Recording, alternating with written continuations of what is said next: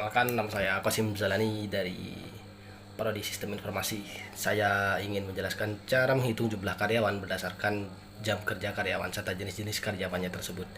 Disclaimer dulu, saya menggunakan aplikasi yang namanya JF Droid dari Android. Jadi saya coding menggunakan HP, tidak menggunakan komputer. Jadi saya memutuskan untuk ngeprint hasil codingan dari saya, tapi nanti akan saya jelaskan dan saya screen recording bagaimana aplikasi berjalan pada program tersebut.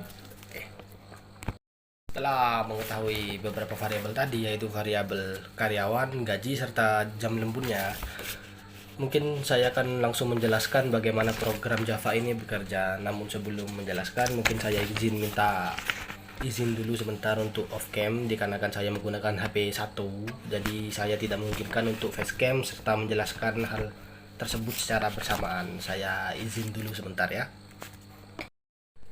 Di sini kita memiliki import Java Util Scanner. Di sini berguna untuk headline, untuk supaya user bisa memasukkan golongan gaji karyawan serta golongan gaji lemburnya. Di sini kita memiliki headline untuk menjalankan perintah tersebut. Lalu public classman, public static void di sini digunakan untuk headline dari semua program Java pada umumnya. Di sini juga kita memiliki integer, yaitu variabel integer, gaji lembur, dan gaji pokok. Di sini menggunakan variabel tetap. Integer itu digunakan untuk variabel tetap dari golongan A, B, dan C, serta untuk lemburan bagian 1 jam 30%, 2 jam 32%, dan seterusnya itu sendiri. Lanjut, di sini kita punya sistem out.print. Di sini sebenarnya ini tidak terlalu berguna, mungkin dibuat untuk sedikit lebih bagus saja, memasukkan golongan A, B, atau C. Di sini ya anggap sudah untuk memperhias. Di sini yang penting di situ adalah if dan else if switch case. Di sini logika sederhananya itu seperti ini. If jika user memilih A, maka gaji pokoknya adalah 5 juta. Atau jika pengguna memilih variabel B, maka gaji pokoknya 6,5 juta, dan seterusnya hingga 9,5 juta.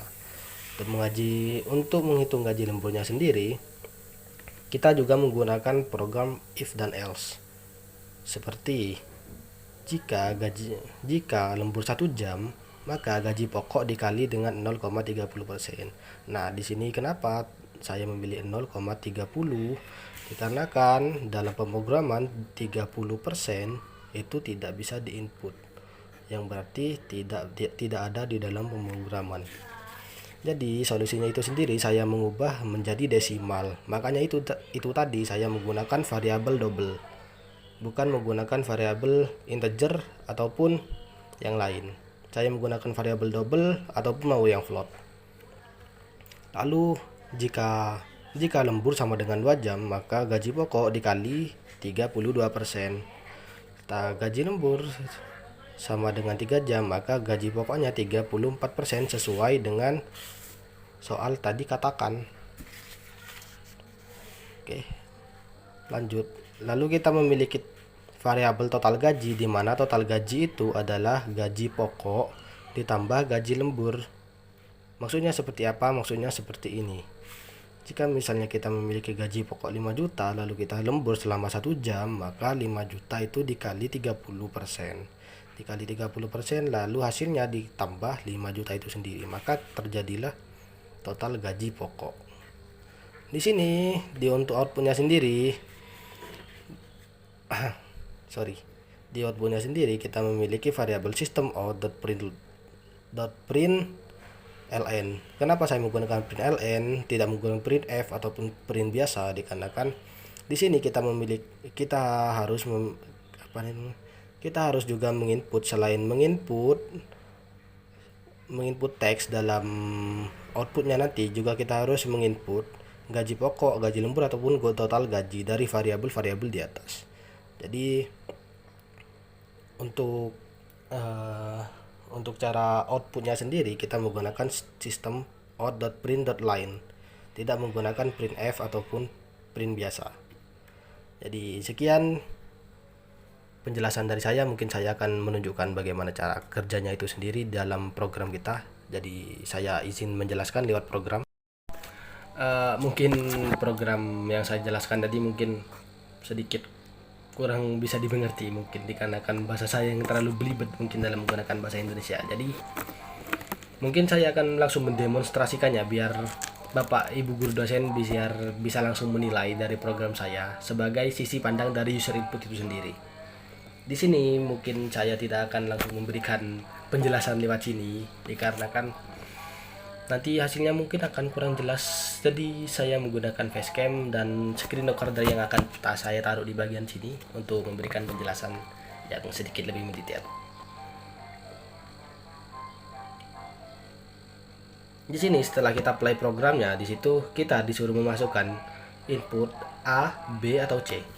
Maksudnya A, B, C itu seperti apa? Mungkin saya akan jelaskan lagi, saya jelaskan ulang. A, B, C itu adalah gaji pokok karyawan itu sendiri yang seperti sini.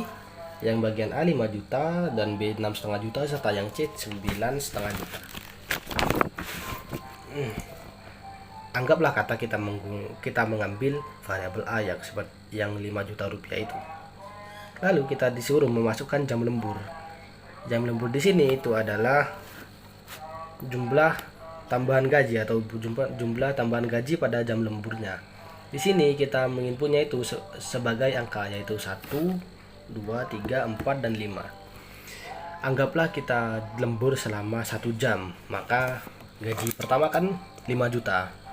Dan lemburannya itu 30%, jadi sekitar 1,5 juta mungkin ya. Jadi 5 juta tambah 1,5 juta mungkin itu hasilnya akan 6,5 juta rupiah. Lalu kita coba play.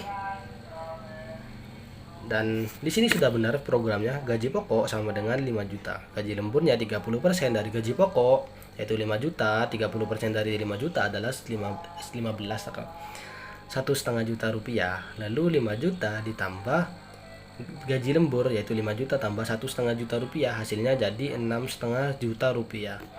Begitu pula jika kita mau ngetes di program yang lain. Di sini masih ada iklan.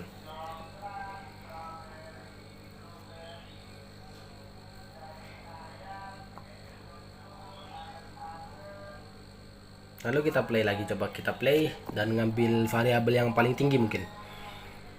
Di sini ada program C yang dimana variabel C itu sendiri adalah gaji dengan 9,5 juta. Lalu jam lembur kita ambil yang paling tinggi yaitu 5 jam ya, berarti gajinya itu naik sekitar 38%. Di sini program bilang gaji pokok adalah 9,5 juta sedangkan gaji lembur 36 juta rupiah. Di sini yang diinput yang total gaji itu adalah 13 juta rupiah sekian. Kenapa di sini ada program yang namanya E7? Itu dikarenakan variabel nolnya itu jauh lebih banyak daripada yang bisa kita input dalam double gitu, dalam variabel double. Jadi variabel double-nya itu sendiri menyingkatnya menjadi E7, berarti nolnya itu ada 7 total.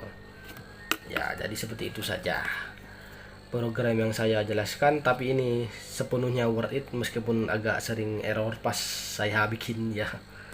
Jadi sekian penjelasan dari saya Qasim Jalani dari Prodi Sistem Informasi. Saya ucapkan terima kasih dan mohon maaf sebesar-besarnya jika saya ada salah. Terima kasih.